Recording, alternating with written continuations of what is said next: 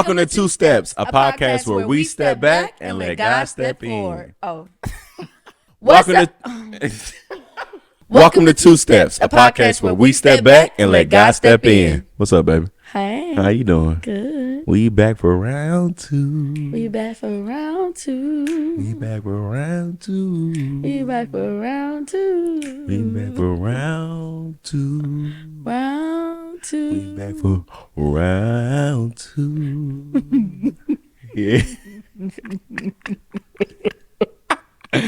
Yeah, I can really sing for real. Hey, Sting, how you doing, baby? Hola, ¿cómo estás? Yeah, more bikini too. Me too. Muy bien. Sorry. All right, y'all. We are at home. Cabin life is over with, so get used to this setup. I don't know if it's gonna be red back here all the time. Maybe a different color, but Anyway, whatever. see what you see. Yeah. Get what you get. Yeah.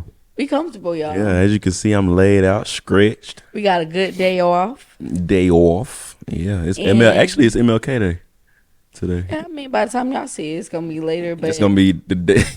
Y'all be saying happy belated. But yeah, we here, we home. Yeah. Comfortable. Welcome to our big comfy couch. Yep. Wayfair. Super excited Yeah. What's going on? about this podcast. Yeah. What's up? How you feeling? I feel great. I feel What's great? like the first episode was really, it was accepted Yeah. more than we thought that Yeah. it would be. So I was happy about that. Now it's just like to do it. It's just like, I feel like the first one, to me, the first is always the easiest because there's no expectation. Yeah. But then after that, it's like, where do we go from here? But you guys, I think our biggest thing is making sure that we keep this rawness.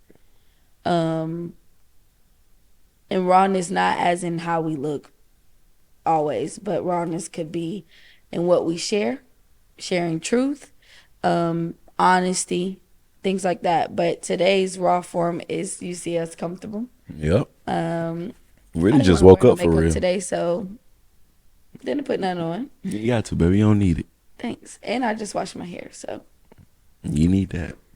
Not saying you need it, but washing your hair is very yeah, important. it's very important. Because I don't know what's under this kidnap.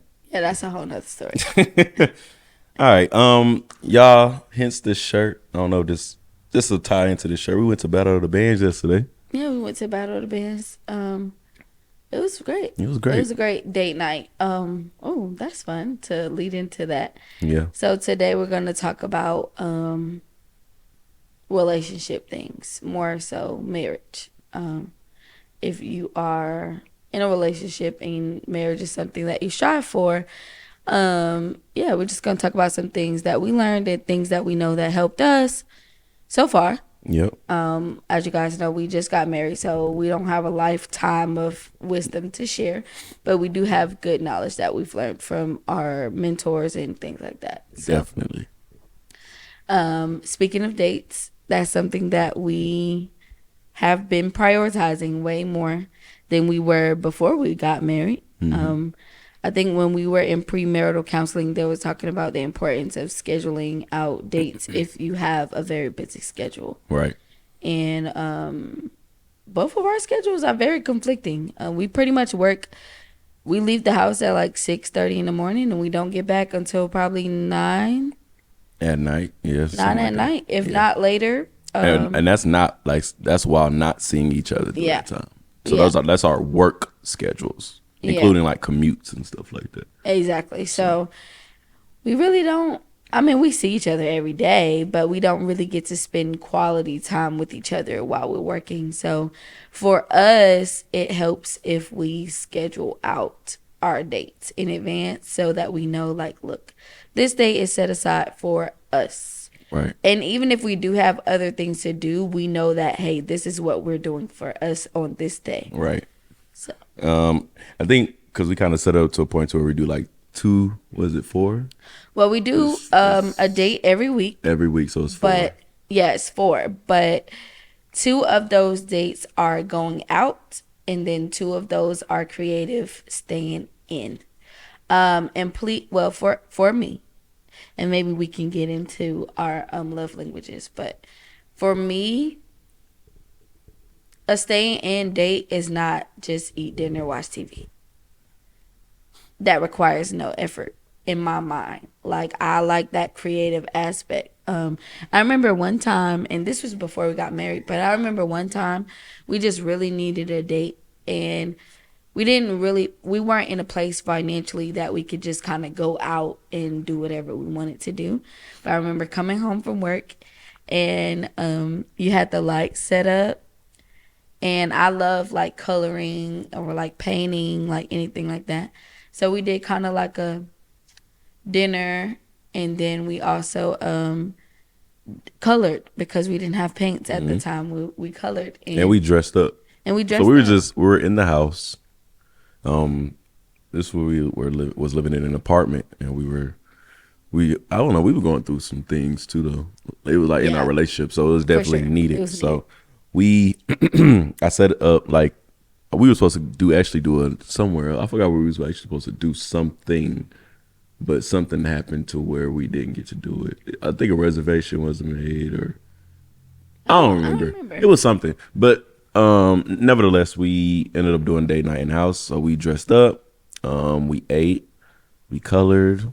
Yeah, we actually enjoyed our date. You know what I'm saying? We Yeah. actually had a. So I don't feel like date night has to necessarily be outside. You can do everything inside that you're going to do outside. You just got to be a lot, like you said, creative. Yeah. Yeah. And it doesn't have to be expensive. I feel like when people think about dates, well, I guess this is a preference, but when people think about dates, thing that I see people is like, oh, I want to go out here. And then now you're spending like $300, $400. Right. And to me, that's like for a trip. Like, if we're going to do something big, then we can go on like a trip. But to just go out to dinner and spend $400, in my mind, that just doesn't make sense. I probably would never do that anyway.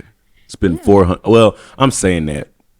I'm saying that in the mindset of like the financial, space that we are in now. But never. I mean, we don't never know if God, blesses us with more, and then because when I say $400 on a date, that don't even make just not even be like our meals. That may be like if we include tips, if we be generous to people, like just a lump, like an overall amount.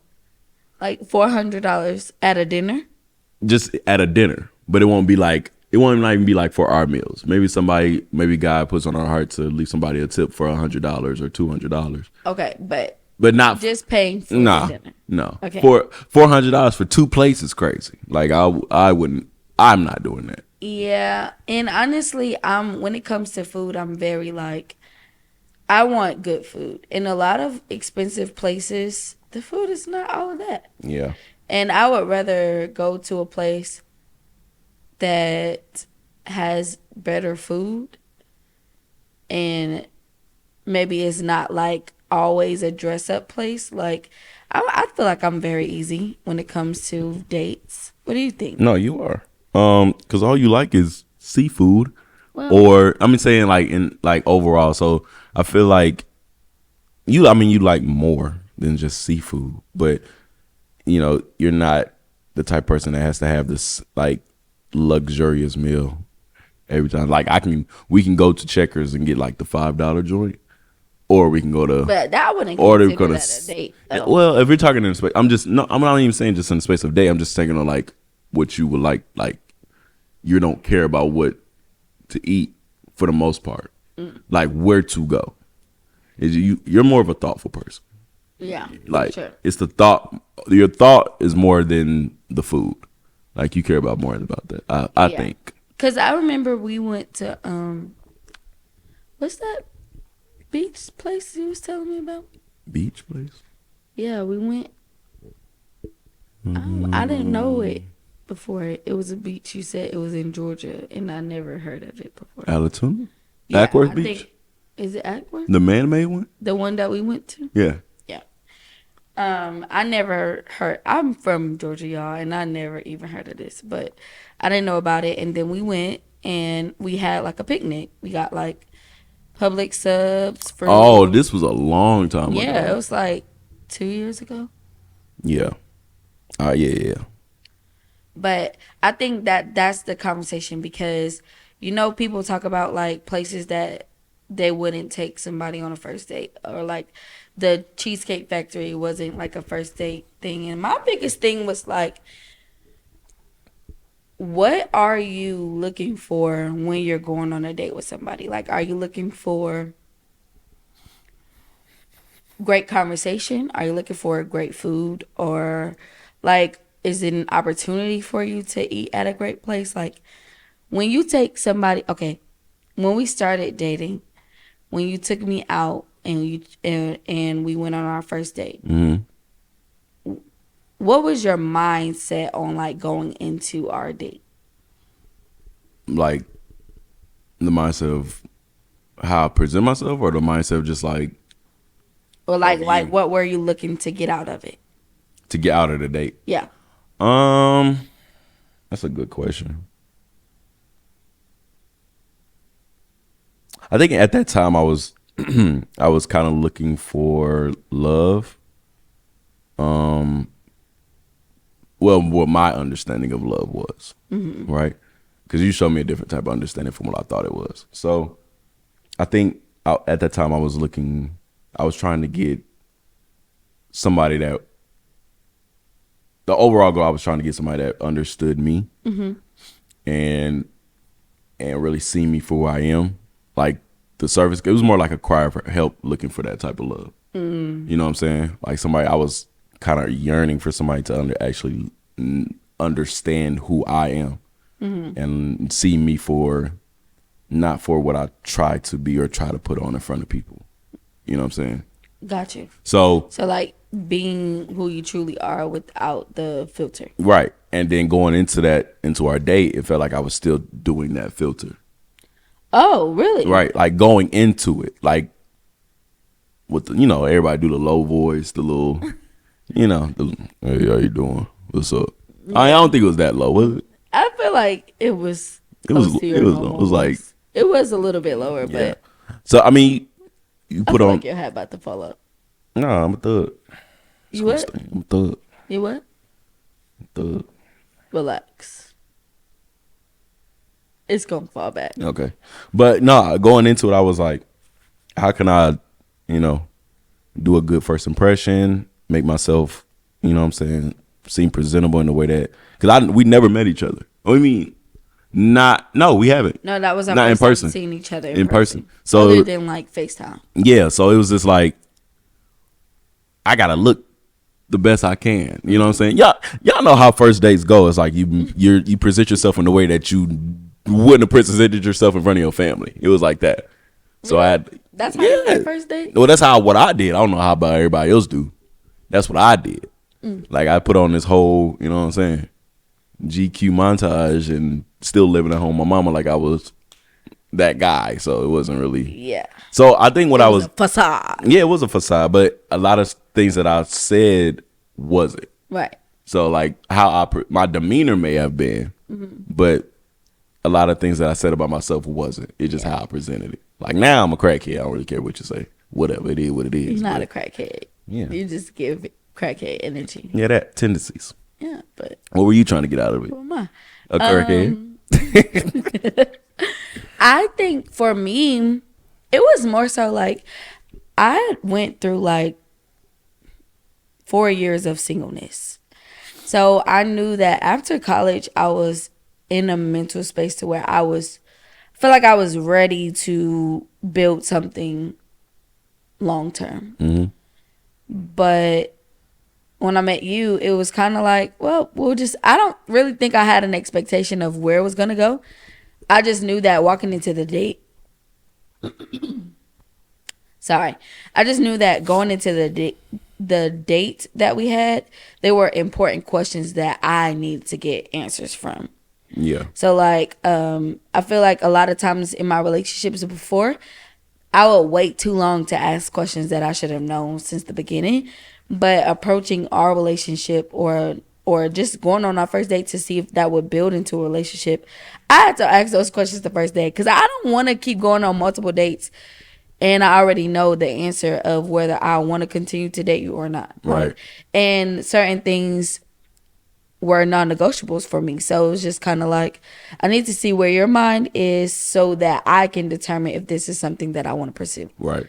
But walking into the date, y'all, it was definitely different for me because one, I didn't know him in person. I only knew him through Instagram, and we talked over the phone, which was completely different. I feel like most of the people that I ever talked to before, it was because I seen them like in school or like I was involved in something and I would see them. But to just find somebody New. that now you're spending the rest of your life with, and you met them over social media. Now, it's not like we didn't have any friends in common, so it wasn't like a catfish like thing. we were both in the dance world. We both have mutual friends. But like everybody that he knew, I knew, but we never met each other. Yeah. So it was kind of weird for me, but at the same time, I feel like it was great because I didn't want to be with somebody that everybody knew, and that was like a big thing for me. Everybody knew me, but not in that way. I was known, okay? Everybody know of you, but people don't know who you really are. Yeah, so like, I feel like I'm already an extroverted person, and I'm very open, and you're not. And I wanted somebody like that because it keeps a part of my life like private. You're right. Because naturally I just share. I just not even share like to others, but I am an open door for people to share with me, and then that opens the door for me to share my testimony and my story as well. So I wanted to be with somebody that had like a sense of privacy, and they were okay with just being by themselves without having to be around people to keep going. Yeah, I mean, a lot of that played a part in because I lived far. Yeah. Because I lived in like 45 minutes away from the city alone. Right. Maybe 50. And for me, it was like an hour and 5. Right. So. And you was coming every day. Every day. Yeah, but I just stayed. Not only did I stay out the way, I just stayed far enough for me not to even want to. And then I'm not a person that just goes places like that. Yeah. Like, I've never been the type of person to just be outside for real. Like, I just, it's like if I'm supposed to be there, I'll be there. But if I'm not supposed to be there, I won't be there. Yeah. You know, I just always been my MO. If I have to be intentional. I have to have me personally. I have to have a reason to be there, not just to have fun. Yeah. I have to be intentional. Like, somebody asked me to be there. Yeah, they requested for you to come. Yeah, your boy get requested. You know what I'm saying? Hey, NyKe, pull up. Who gonna be there? And you still might not go. I'm still not gonna go. I don't care who there. I think one of the biggest things for our, like, when our relationship started to, like, elevate, it was when we started to identify what our love languages were. Because I don't feel like I've ever done that before in a relationship. I feel like it was just kind of like what I think you like, I just go based off of what I think. But it was never really stated. And I remember we had a conversation about like, well, what is your love language? And you was like, I don't know. I didn't. But then I sent him the link to him to take that test because, like I said, walking into our relationship, I already knew what I wanted. So it was like, in order for me to be able to give you the love that you need, I need to know what you need. Mm-hmm. And I feel like a lot of people play guessing games on what their partner needs. And that's where the problems come, because it's just like, in my mind, I'm thinking you need physical touch, but really it's words of affirmation. So physical touch does a little bit, but it doesn't do nearly as much as words of affirmation. Right. And then, like, in my mind, you may think that in your mind, you may think that I need physical touch when really it's just acts of service. Like, I don't really need you to do anything. But I think that was a clash that we had too, right? Because the way that you show love to your partner is not going to be reciprocated. It's not going to be received. Sorry, guys. The way that you show love to your partner doesn't determine if they receive it or not, if you're doing it in the way that is best for you. Yeah.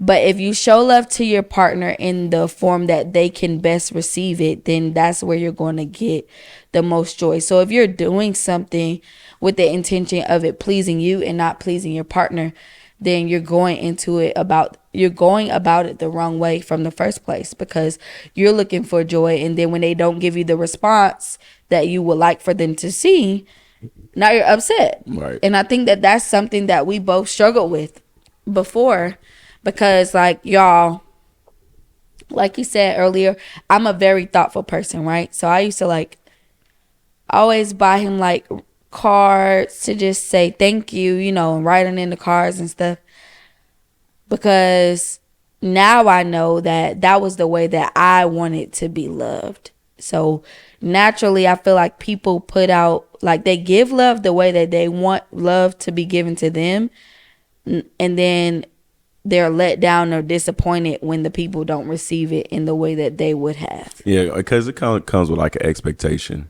from the person that is giving, right? So if you're giving me a car, you expect that you will get one. Not like in the moment, but you will get one at some point in time, because that's what you would like. I think it was more the reaction for me. Oh, okay. So like when I'm giving somebody a card, I'm the type of person that will go stand in a card aisle reading different cards, multiple cards, until I find the closest thing to what I want to say. And then I'm still going to write an extra paragraph in the card and tell you those things. And maybe that's just how I express myself best to people. But I'm sorry. I mean, go ahead. But I think I really just like for people to know, like, the card says a little bit of how I feel, but let me go into more detail about that. And I think that we just had a incident, me and you, with that, yeah, on your birthday. Yeah, I got you a card and it said how I felt, but I didn't write in it. Yeah, now, a lot of people gonna be like, well, why you ain't writing in it? Well, because I feel like, and I do write in cards, but I feel like if it's exactly how I feel, only thing I could put, I mean, I didn't even put this, but only thing I could have put was like, I love you, and then my name. Yeah. But like the card said the card said exactly, no, literally the card said exactly how I felt. Right. And I was like, I love this. But to me, those weren't your words. So I always feel like you should add an extra little something in there to make it more personal. Because how many other people got that card?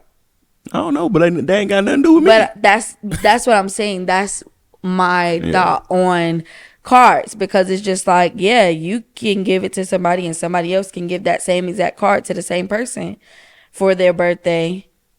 Hopefully it's not like to their wife, because you should only have one, but it's just like you could get two identical cards, but what makes them different is when people add their own words, because nobody can exactly write the same way that you feel about me. Does that make sense? Yeah. So I feel like that's something that was really important to me. And I never said it. So on my birthday, when I got that card, I was upset. I don't think I was upset. I was more disappointed, because it's like, dang. I added flowers to it too, so I didn't know if that'll do anything. Yeah, I mean, looking back on it, it was just like, girl, wasn't that deep. But in the moment, I feel like for everybody else's birthday or like things like that, I always try to make them feel special. And being that our work schedules are conflicting, I think my birthday was on a Wednesday. Yeah. My birthday was already on a Wednesday. Then we already had the wedding. My birthday was literally 2 weeks after the wedding. So it was kind of like, the world was kind of like, well, I already got y'all something for the wedding, so that's more than enough.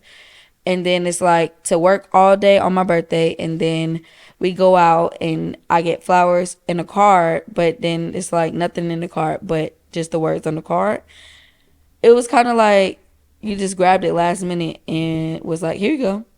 Well, I did grab it last minute. I'm not gonna lie, because I would have to work too. I know, but that's why I'm saying it's like the thought that was put into it. Right. Was like, well, yeah, I did grab, but no, I get what you're saying. It's like, don't portray it as if like it was last minute. Yeah, because I feel like a lot of times when you go to people's birthday parties, like little kids, you might grab that gift the while you're on the way. Dollar Tree. I'm going right to there getting a balloon. But one thing that I learned was sign the card. Well, Like, sign the card, write something in it, because the way you present things will show whether you did it last minute. Like, I shouldn't be able to tell that you did it last minute. Like, right. even if you didn't have time before to do it, the little effort of adding something extra will make it seem like, oh wow, like, when did you do this? But it's like, if you just only gave the card, then it's like, oh, you just grabbed this real quick, Right. and that's what it feels like. But what would you say, like, your most important love language is? Now? Yeah, no. Mm,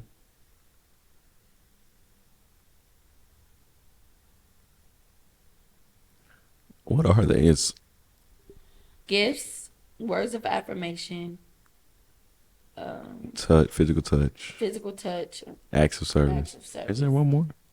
Is there 4? Or is there 5? I think it's 5. Words of affirmation, acts of service. I don't know, but whatever. It's probably not the 5th one. I don't know. What is the 5th one? This is a commercial brought to you by Love Languages. Figure yours out. Because I honestly don't know what they are. But I know what my old one, it used to be physical touch. That used to be my love language. Oh, quality time. Oh, that's it. That would be mine. I lied. But mine used to be physical touch though. Like, I'm still a physical, like, for me personally, I'm a physical touch giver. So, like, how hers is, I used to think that I needed, like, because I would do it so much, it's something that I needed. Right. I still do physical touch, but it's like, now it's not needed. I'm just going to do it regardless. Because I kind of understand. It It is needed, but not in not- the sense of, like, What, you about to lay down? I'm at home. I'm at my house. I could do that. But it's not saying it's not needed, but it's more so one of those things, like, it's not a requirement for me no more. Right. You don't thrive. Yeah, I don't thrive off it. Like, because I know you're going to do it now. Okay. Because I kind of planted that seed, like, girl, this is what I need. Come on, stop playing with me. But then, Relax.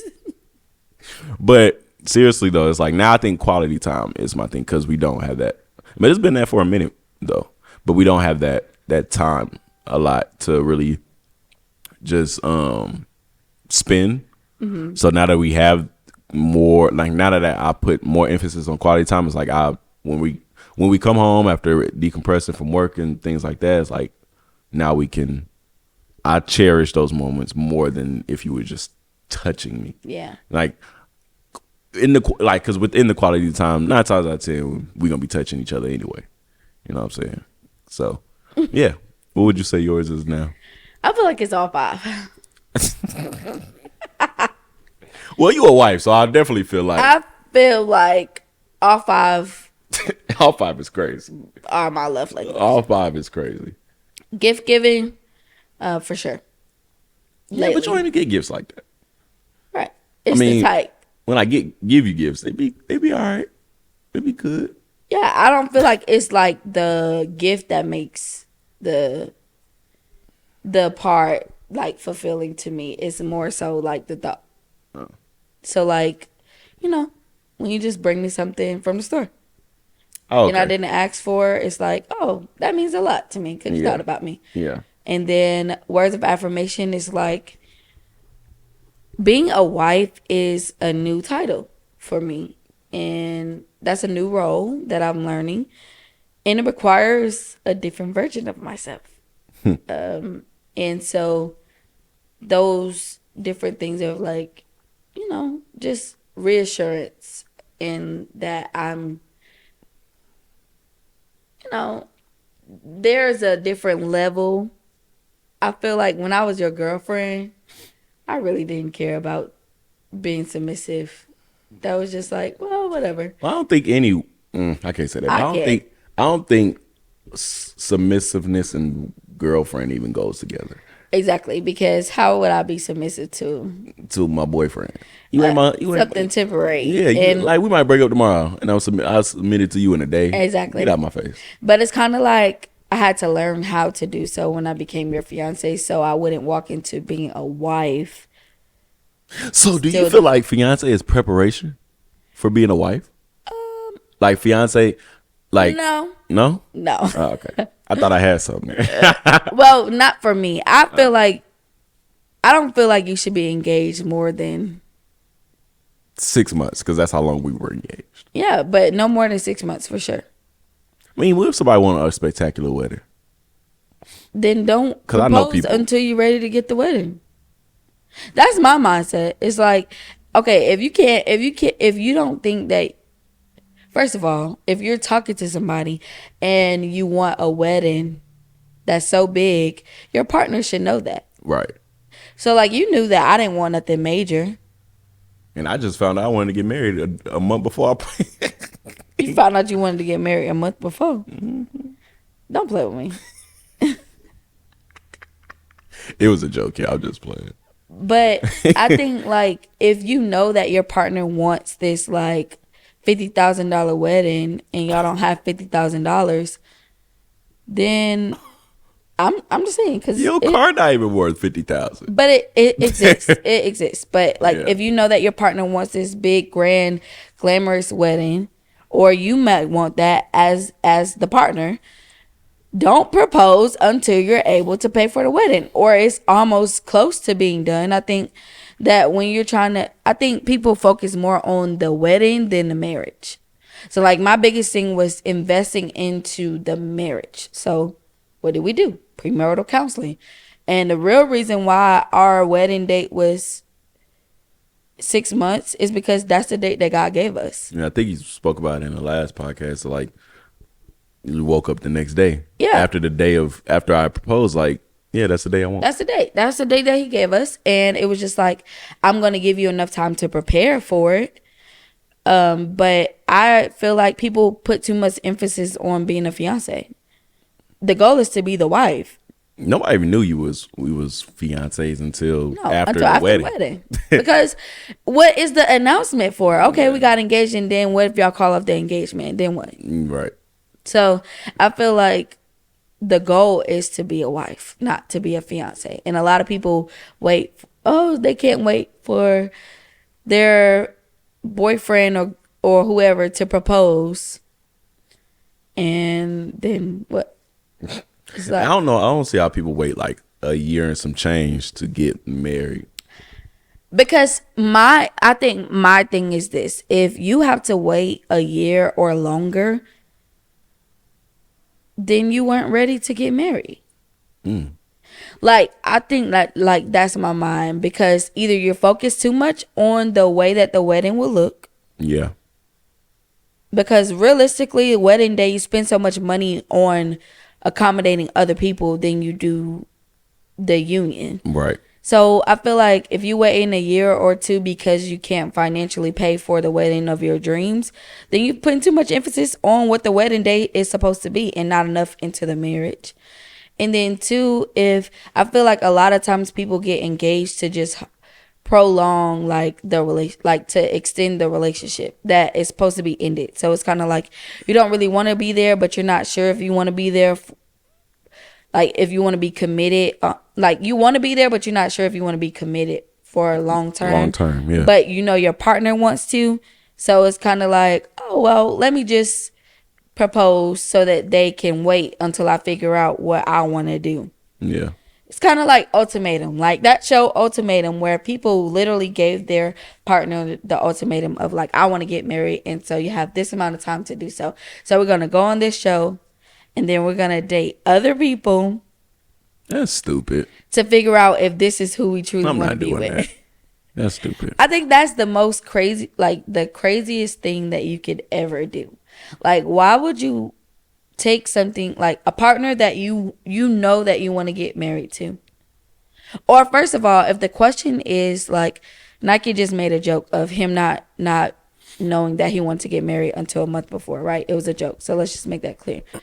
But we talked about marriage in the beginning of our relationship, because I knew for me, I wanted to be in a long-term relationship that leads to a marriage. Right.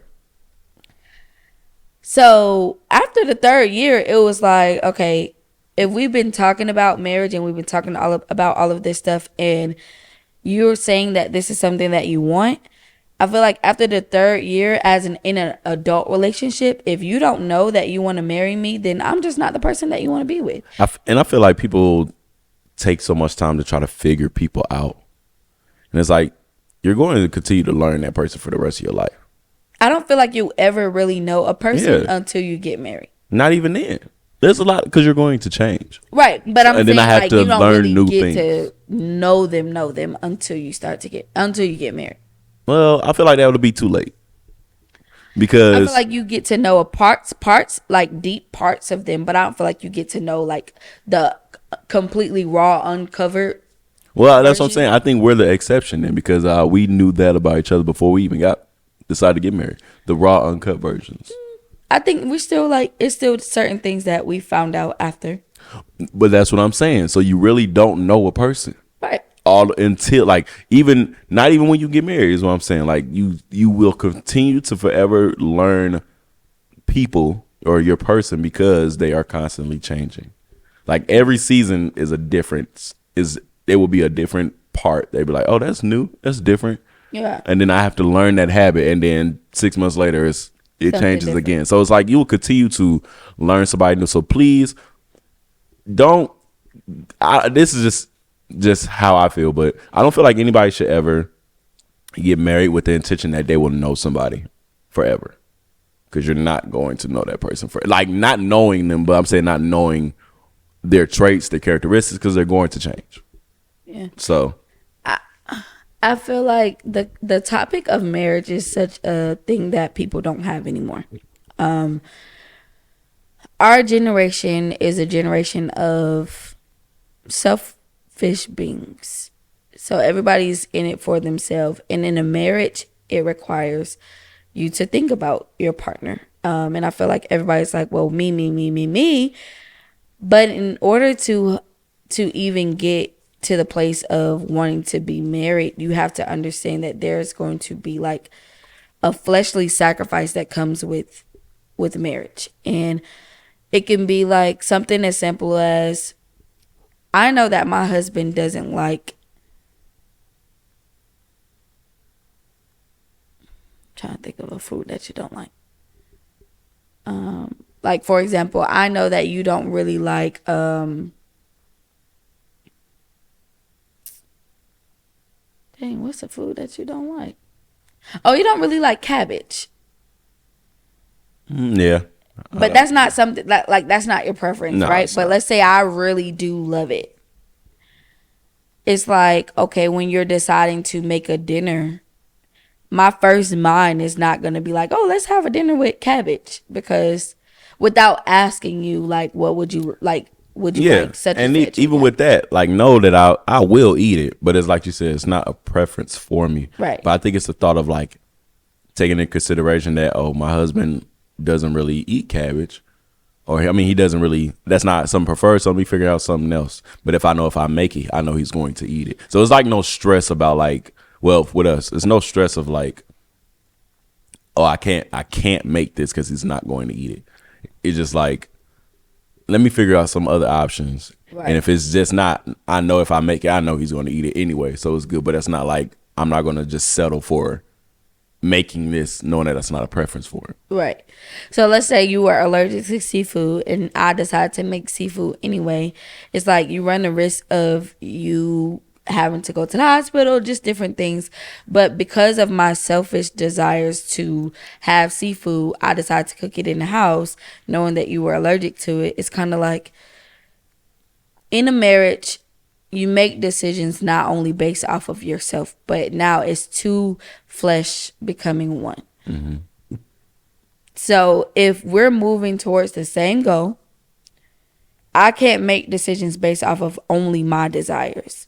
We have to come together so that we can continue to walk on the same path, because that's where people start to go wrong. It's like, well, I feel like this and you feel like that. Well, you just keep on walking and then hopefully down there we'll meet Right. together. And that's not what a marriage is like. And I feel like us being married now has helped us understand it a lot more. Like when we went through premarital counseling, we understood what they were talking about, but like to experience it at firsthand is completely different. Right. And like being surrounded by a lot of people that aren't married, like all of our friends prior to us getting married, you know, are either in relationships or single. So being the first like couple out of our friend group to be married is different, because it's like you see everybody making decisions for themselves, but we both have to make decisions That together. includes each other. Right. Like we can't make decisions based off of how we feel. Right. Like in the moment, like, oh yeah, let me do this. But it's like, dang. Not dang, but it's like, oh man. I ain't even talk to you about it. Yeah, I did. Yeah, like I didn't. I got a wife that I can't even. And I it's can't not- make moves for real. Like not in the sense of like restraint, but it's like out of respect. Right. Like I can't make a decision respectfully without you knowing or like you being aware. Right. Because like it's a resemblance of you too. Right. So it's like whatever decisions I make, I got to make sure that. And then my wife just happens to want to be included in everything that I do anyway. So it's just like, yeah, she wants to know. Like she just want to know. And she don't even know. She don't even have to be involved. She just wants to know like what's going on. Yeah. She don't want to feel left out, child. So Yeah. But you know, it just comes with it. But I feel like, well, like it's just a respectful thing to do, just to be like, hey, babe, I'm about to go somewhere real quick with so and so and so. Where y'all going? I don't know. I think we're going to get some food. Oh, where y'all going to eat at? I don't know yet. I'll tell you when I get there. Okay. and then once he eats, it's like, how was the food? Yeah. How was the food? It was good. All right, I'm doing hair. Love you. Bye. And that's how the conversation. I don't do that. Baby, you know you did that the other day. I did. Look, y'all, usually also on Fridays she does hair. It's like her go-to hair days, right? It's like your go-to hair days. Fridays, Right? for sure. For sure. I work on Fridays. I work Monday through Friday. Now, I take break usually around 12 to 1 o'clock, depending how I feel that day. If I'm starving, 12. If I can last 1. Usually I do call her at one of those time frames, right? But on Fridays, I know that she's doing hair. So I sometimes I allow you to call me because I don't want to be check me out. Don't do that. Sometimes I don't call her because I know she's doing hair, and I know once I call her, she's going to hang up and be like, okay, I'm still with my client. Bye. So in my mind, I'm thinking like, What's the point of calling? what is literally the point of me calling you? To communicate that you are going on break. Yeah, but you're not even thinking about that. You could have texted me, You're not gonna see it until 3:30. but it's the thought. But there's more, right? So I took break at what? 12:30. 12:30 instead of 12. Mid, right? Now, my break is an hour, so I ended it at 1:30. Right? Now, I'm just sitting in the parking lot waiting to go back in because I got back early. No, this ain't happened. This is after that. So I'll go back into work. I go back into work. She calls me at 2:30. Right? To basically say, why didn't I call her while I was on my Well, break? first I said, did you go on break? Yeah, she asked me, did I go on break? I went on break, and she said, well, why didn't you call me? I was like, well, the same thing I just told you. Like, you were doing hair, so I didn't want to, And she said, well, you still should have called me. I said, okay, baby. And she said, and then I asked her, I said, well, how long have you been, when did you stop doing hair? She said, at 1:30. I'm like, so why didn't you call me? Because, nah. It's your break. You normally call me when you take your break. Like you said, you sometimes take your break at 12. You sometimes take it at 1. So my mind was like, okay, well, he gonna call me when he go on break, whichever time that may be. When I got finished at 1:30, I was like, dang. Yeah, but you didn't say, dang, he ain't called me. Let me call him. No, I didn't. You went straight. What you do? I went to the back. I fell asleep. In my break, I fell asleep. And then you I woke up at 2. You woke up and chose violence on No, me. I did. I didn't choose violence. I chose communication. And violent. If that's how you take it. No, I took it because you answered like, No. well, why you ain't call me? So I woke up at 2:15. 2:15. I looked at my phone and I was like, dang, it's almost 2:30 and NyKe didn't call me yet. So I called him and was like, he was like, hello. I said, did you take a break? But you see how she said it, how she chose violence? I said, did you take a break? He was like, yeah, I'm back at work now. I'm like, well, how come you didn't call me? So do you feel like my approach was wrong? Yeah, I feel like how you said it was wrong. Okay, so how should I have said it?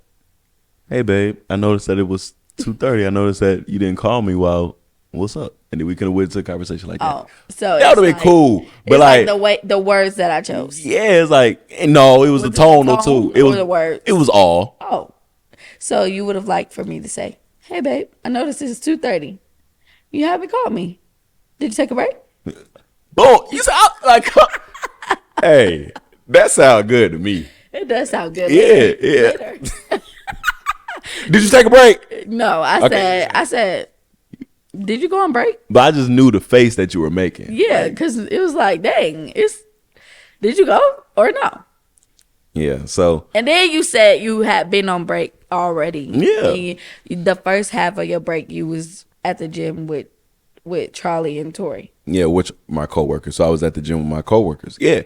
Oh, and that's what I was doing. So from like 12:30 to really like 1:30, and I rode with Trolley. Right. So and we stopped by Chick-fil-A. I got some food, and then I ate. And then while I was finishing up eating is when you called me, and I was like, well, dang, I was working, and you was working, so I was working. I don't know. Anyway, communication is key.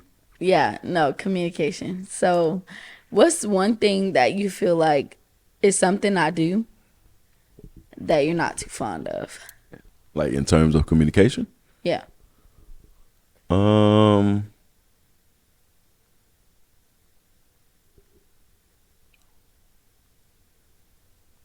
There's just so much. I just can't. Dang.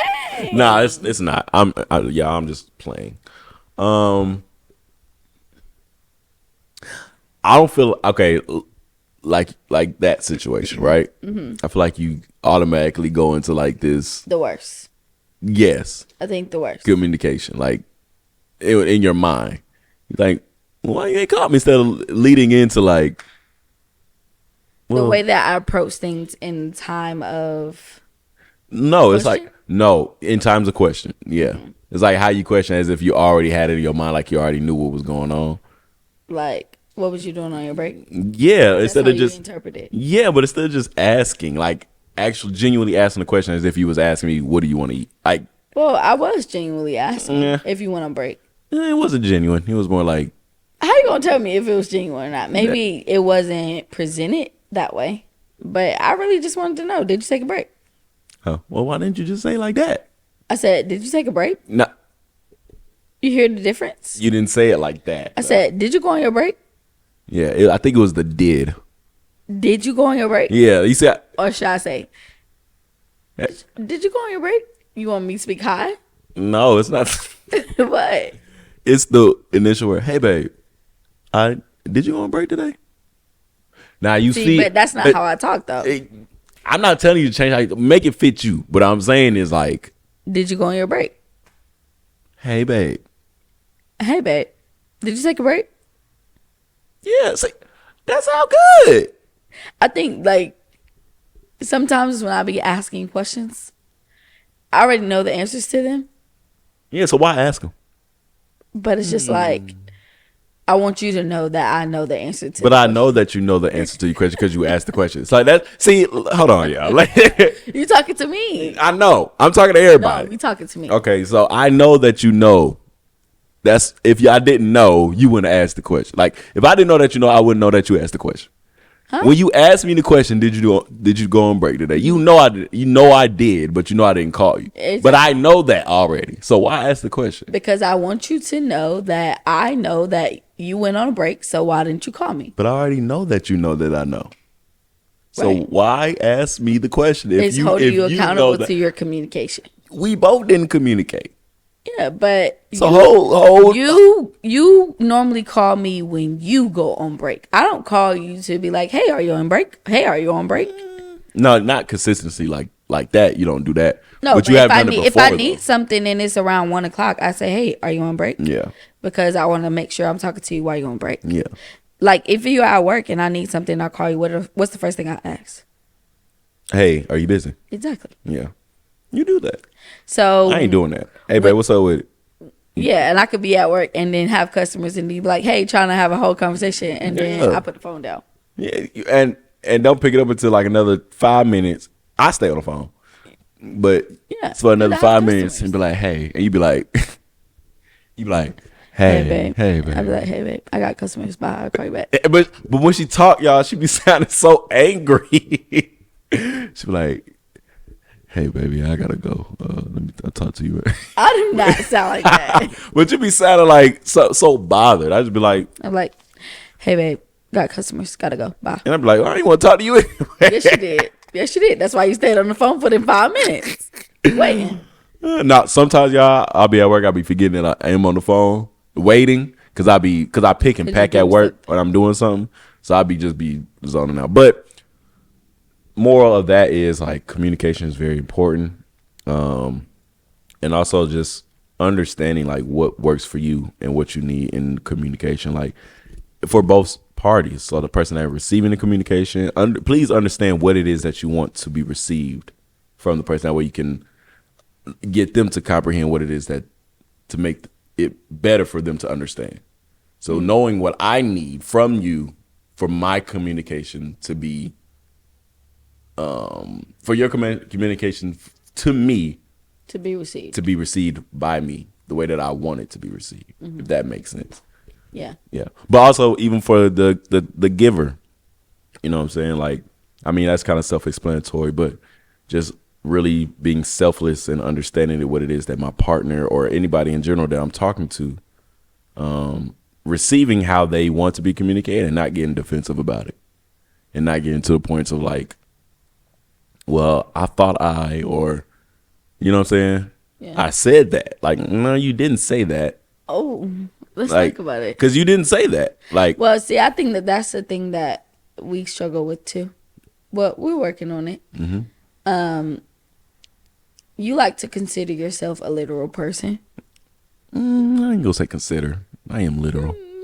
To each his own. I am literal. I feel like you are in your natural habitat, but You maybe sound like a kangaroo or something. In your I natural feel like when situations arise and we are not here with each other, you're not as literal as you think you are. literal or logical? Literal. Like I can say exactly what I mean. They be like, further that a little bit more. What's wrong with elaborating? Because I said exactly what I meant. Go a little deeper. See, Right, but you have to go deeper for me to understand. No. Because you say you'll say this. Well, if you want me to take out the trash, just say take out the trash. Just say that. And if I say, babe, take out the trash, Okay, I'll take it out. then you be like, all right, I'm gonna do it later. I've never done that. But I'm saying like that's an example. an I'm example. saying Yeah, like yeah. if I'm saying something, I'm telling you exactly what I want. I feel like if somebody says take out the trash, you say I do it later. It's kind of like disrespectful. You don't tell me what to do. And it's disrespectful too. But I'm saying that's what it kind of Yeah, that's what it gives off. It's like, you don't tell me what to do. yeah, I do what I want. Yeah. What I want. Do you believe in gender roles in a marriage? gender roles. Yeah. Like you taking out the trash, or like me cooking, cleaning. Well, cooking and cleaning, no. I don't think there's a gender role in that. I feel like everybody grew up cooking and cleaning in their mama house. So, even taking out the Some trash. people didn't. I mean, you cleaned at least something at your mama house. You For cleaned our something. marriage, let's talk about our okay. marriage. No, I don't think there should be gender roles. I feel like if you want to take the trash out, okay. But But do you feel like I should have to take the trash out, or you should have to take the trash out? nah, if have to, no. Okay. I don't feel like we should have to. I take it out just because of my upbringing. I just do it. So but I if we just have- seen it as like men take the trash out. But I don't feel like I have to. Like if you want to take the trash out and you don't say, babe, take the trash out, I'm okay. So if we have kids and we have a boy and a girl, Yeah. Somebody got and the boy's not here, you'll be like, hey, go take the trash out. no. I'm not gonna delegate our children to do the chores that I was doing before they even got here. Okay. So Like you, that's so ultimately you would do it. yeah, ultimately I would do So it. even if they're like teenagers. Yeah, I would still do it, like, because it's not, but that's not even more so like a gender role thing. That's just more of a parenting thing. Well, I feel like gender too, because a lot of times you see families where it's like only the boys take out the trash. Nah, not even like, no, I ain't gonna say, oh, the boys take, like, whoever closest. I feel like it's just for me. It's just like if the trash is full, like, and you're you not see here. it? Yeah. If you're not here and the trash is full, I'm gonna take it out. But if Yeah. the trash is full and you are here, I'm gonna call you. Yeah, and I don't have a problem with that. Yeah. But I don't see it as like something that I have to do. It just, you prefer me to do it, right? Yeah. It's like I don't. baby, take the I don't really you want to take the trash. the- I'll put Yeah. the trash bag back in there, but I don't really Yeah. want to take the trash Like, out. but that's not even. See, that's not even. I don't see that as gender role. I see that as team, and I feel like, okay, for example, you'll get the trash together, like you'll tie it up, boom, and I'll take it out, and you'll put another one in. Done. Like, but I don't feel like there's a gender role. I just feel like that's teamwork. Yeah. Even when, like, if we have kids, if them seeing us doing that, they will grab that concept. Like, Right. hey, can you? I'm about to. Or that goes back to communication too. It's like, okay, bet. Okay, I'm about to get this trash together. You mind taking it out, and I put another one in. All right, bet. Or like not Like- even having to say it though, because I feel like we already do it so much. Like we created a routine within our like home on how things get done. Like for example, like if we've both been working long hours, right? And I know that you're tired, but something needs to get done, I'll probably do it because I know that you're tired. But vice versa, if you know that I'm extremely exhausted and I said I was going to do something, but when we get home, you notice that I'm exhausted, you would do it. Yeah, and the thing is, we kind of got comfortable into the things that we do. Like for me, I can cook, but I don't cook because she always cooks. Right. And it's like when I don't have to. And I mean, unless there's a situation that she doesn't feel like cooking, which is not really something that you do. Right. It's like, okay, then I come up with something. I try to muster Or- something together, or we just eat out, or just grab something. Yeah. But a lot of times, it's like I don't have to cook because she already had in her mind the day of what to cook. Yeah. And like- I think another thing that I love is like when I do hair on those long days where I might be doing hair from 9 o'clock to 9 o'clock straight, it will be like, well, hey, babe, what are we having for dinner? And Yeah. then let's say we're having tacos. It's like, hey, can you cook the meat for me real quick? So when I get home, all I gotta do Yeah. is just make our plates. Yeah. But I think See, but I don't even cook the food. I just prep the meat and then everything else she just do. yeah, but I think like that plays a huge role in. You keep getting closer to me. You want to be close to me? You do?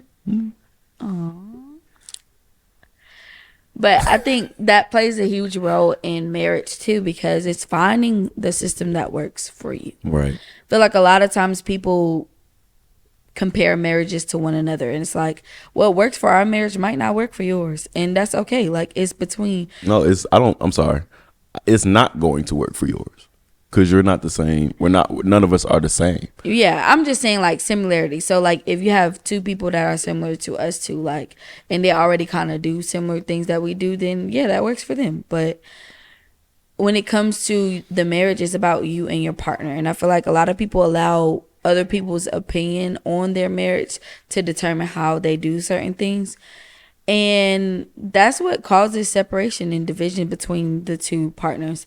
For us, honestly, what works for us, work for us. And I really don't care what anybody got to say. Like, Me neither. whether it's like paying bills, like people feel like in one marriage, somebody feel like the woman should never have to pay nothing. And then the man feel like they should pay everything, or the woman shouldn't work and they should stay home and cook. And it's like in another marriage, it's like, oh, we split bills 50-50. Who cares about what your household does? What works yeah. for you works for you. And don't allow society to determine how your marriage is ran. I feel like I'm sorry. that's where things always go wrong. Yeah, because I feel like society played a huge part of, like, for me, I used to think like provision and providing was all financial Only. only. Like I thought, like when people say the words, "Does your man provide for you?" or "How can a man provide for you?" People, the first thing people go to is financial, paying all the bills, and just like, is that, if that's the only way that you see your future husband or whatever providing for you, you might as well just stay at home with your dad, because that's not my If job. he's around. If he's around, because that's not my job to only provide for you financially. Like that, it's not even my job to provide for you financially. I ain't gonna say only, but like it comes with, everybody plays a role. If you, and it's just me and you can speak on this too, but I feel like if everybody plays their role effectively, like husband and wife, just those surfaces, right? It's going to come natural that, and that's how I kind of lead into it. It's going to come natural that a man wants to provide and pay for the bills if everything else is set for. Like if I don't have to worry about like what I'm eating, or I ain't gonna say cleaning because that's a 2-time thing, like a team thing, but just going home and coming home and knowing that there's food there, and like knowing that, you know, you thought about me in cooking or whatever the case may be. Like if that's a consistent thing, it's like, okay, well, I can do that.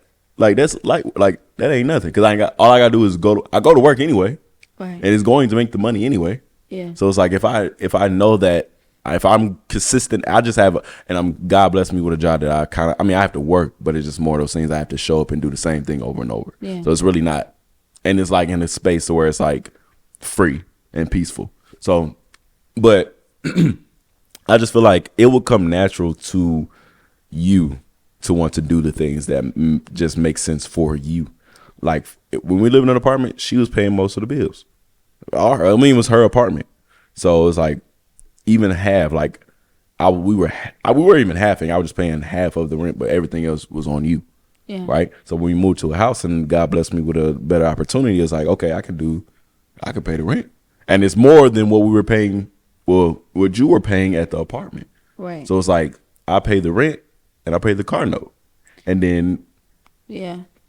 I think when it comes to provision in a marriage, when you are pursuing a marriage in biblical terms, your desire naturally will, like, or when you're with somebody that God has called you to be with, you'll naturally turn into the wife or the husband that you're supposed to be. yeah. You spoke on this about like you naturally kind of wanting to do it. Like I didn't think I was a submissive person when it came to relationships, but when I became a wife, it just like naturally came. I don't feel like before it was just like I do everything on my own, because I was just kind of used to surviving by myself and not really having a man or father figure provide everything for me.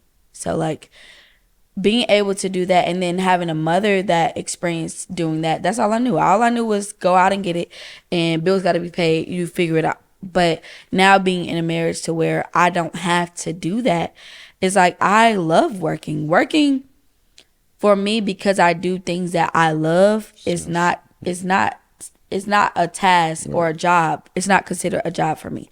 I teach dance. I teach kids. I do hair. Everything that I do is creative, and I truly love doing it. It's not stressful. It's just not stressful. Choose to do it, not because you have to do it. Right. And so like, and then him being in an environment that he's able to do what he loves to do as well, or like use his gifts, it just makes it a lot more easy. When we were in a relationship trying to live together in a way that God never designed for us to be, it was so hard. Yeah. It was so stressful. And I feel like that's where a lot of relationships go wrong. Yeah. It's like we want to coexist with one another without the covenant. Mm-hmm. And it's just like, well, I'd rather live with you before we get married, and then not realize that I don't want to be with you anymore. It's just like that mentality is like, it strips you of the joy that you receive when you do things the right way. And then we blame it on each other, like as if somebody is wrong but it's like we're both wrong. Right. Like, because we're not, first of all, we're not even, and biblically, we're not doing the right thing to begin with. Right. So it's like we're both tearing, like both of us are being tarried because we're both in the wrong. It's like it can be misconstrued as if like I'm blaming you, like this, you're not doing this, you're not doing that, like, but it's like no, you're not doing something either because you're both not doing it the right way. Yeah, and it's not even about not doing something. It's like sometimes you're just forcing things to be what they aren't supposed to be. And realistically, if we could have, I feel like God is using us as a way to show people that when God is in the midst, he can make anything a masterpiece. And we talked about this in the last episode, but for our marriage specifically, like we didn't meet each other on a terms where it was just like we want to court and then go into marriage. It was kind of like we dating. We did see where this go. We did what everybody else did. We did, yeah. We did what the world was doing. Yeah. And then when we broke up and then got back together, we really wanted to go about things the right way. And that's when we start to experience God's favor. Because then what we got, y'all, I proposed in May. This after we started really like living and understanding and reading our word biblically and what God really wants for us and what he has for marriage. That's when we grabbed the understanding, he started opening our eyes and we started seeing things a lot different.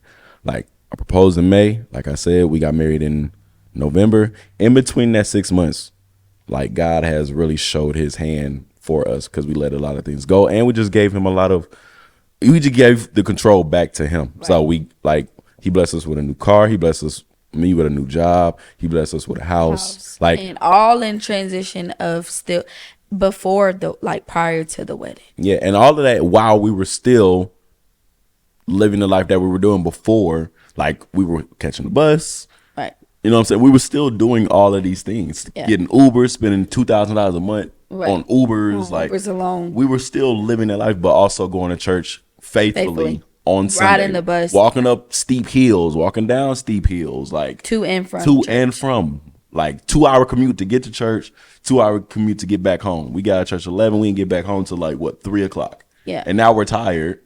And we had to go to dance rehearsal on Sunday at 8. So we was really at home until 5 o'clock. No, we was leaving the house at 4:30 get to rehearsal. An hour and 30-minute rest. Really haven't even eaten anything for real. Yeah. So it's like I think, and God seen our commitment in him.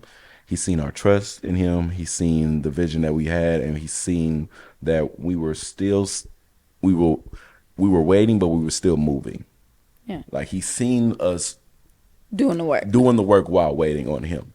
And I think because of that, he showed so much favor and so much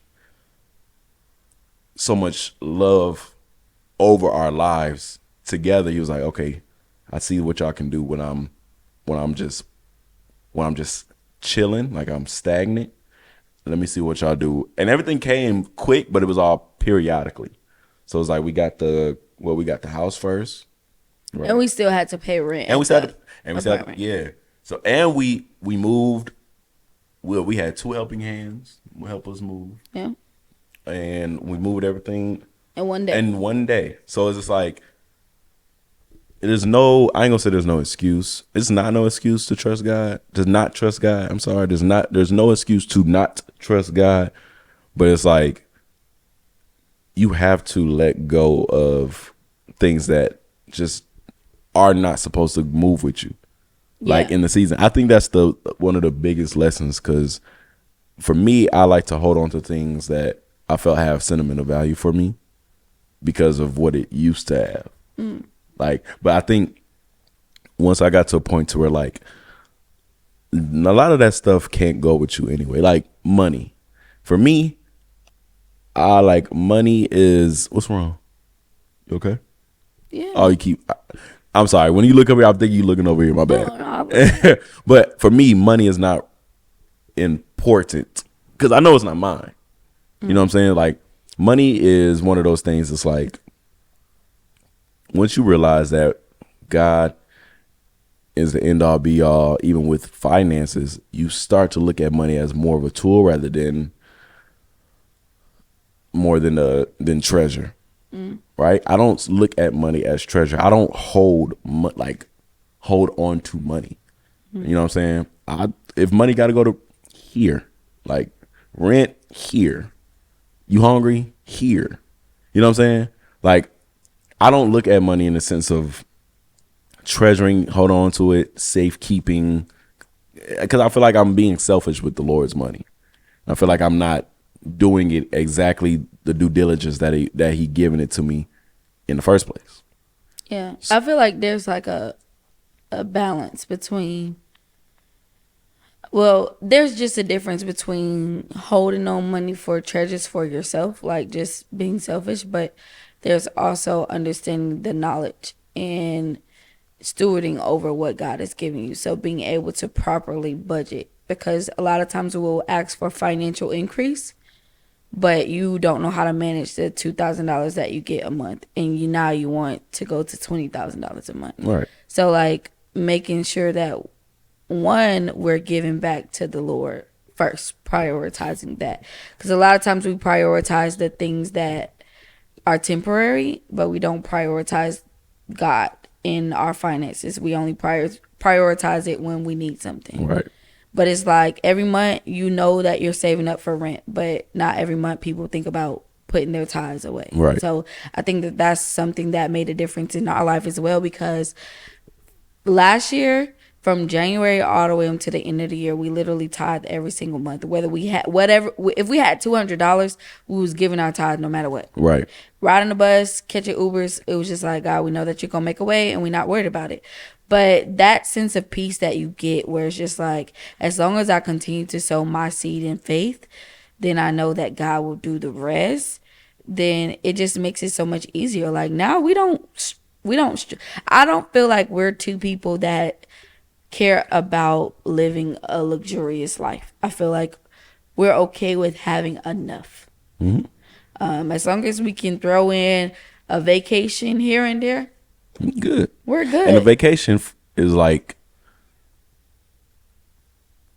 for the cabins, right? That's not even. I mean, it's great, but it's not like a luxurious out of Right. We're but, not doing things for the sake of other people to see. I think Yeah. a lot of the times when we take vacations, it's more so, one, because we're probably working. Well, I'm probably working when I'm taking that vacation as well. When I go on all of these different trips that he talked about in the last podcast, I was literally working. Right. But I'll do what I love, so it doesn't feel like work.